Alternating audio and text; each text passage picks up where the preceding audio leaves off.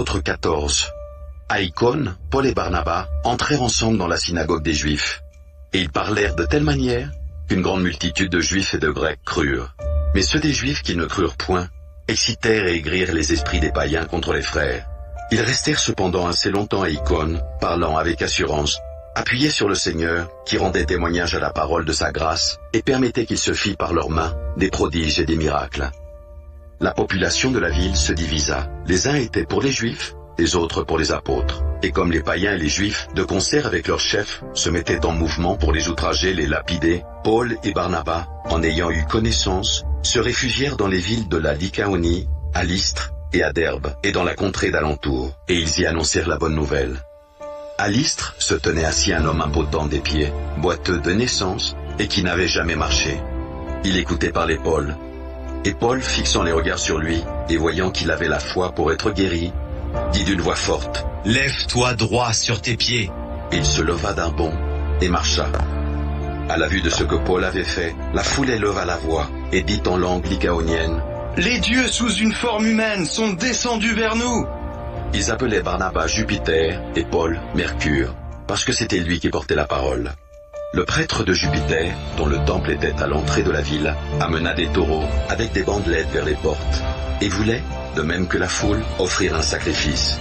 Les apôtres Barnabas et Paul, ayant appris cela, déchirèrent leurs vêtements, et se précipitèrent au milieu de la foule en s'écriant, « Ô hommes, pourquoi agissez-vous de la sorte? Nous aussi nous sommes des hommes de la même nature que vous. Et vous apportant une bonne nouvelle, nous vous exhortons à renoncer à ces choses vaines, pour vous tourner vers le Dieu vivant, qui a fait le ciel, la terre, la mer et tout ce qui s'y trouve. Ce Dieu dans les âges passés a laissé toutes les nations suivre leur propre voie.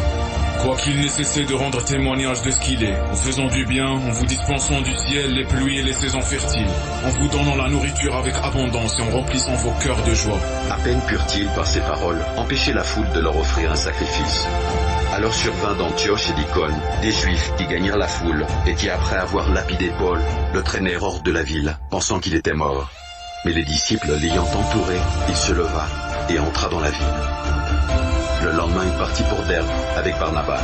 Quand ils eurent évangélisé cette ville et fait un certain nombre de disciples, ils retournèrent à Lystre, à Icône et à Antioche, fortifiant l'esprit des disciples, et s'exhortant à persévérer dans la foi, et disant que c'est par beaucoup de tribulations qu'il nous faut entrer dans le royaume de Dieu.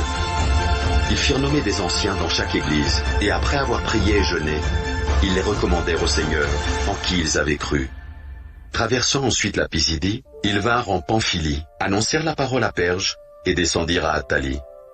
De là ils s'embarquèrent pour Antioche, d'où ils avaient été recommandés à la grâce de Dieu pour l'œuvre qu'ils venaient d'accomplir.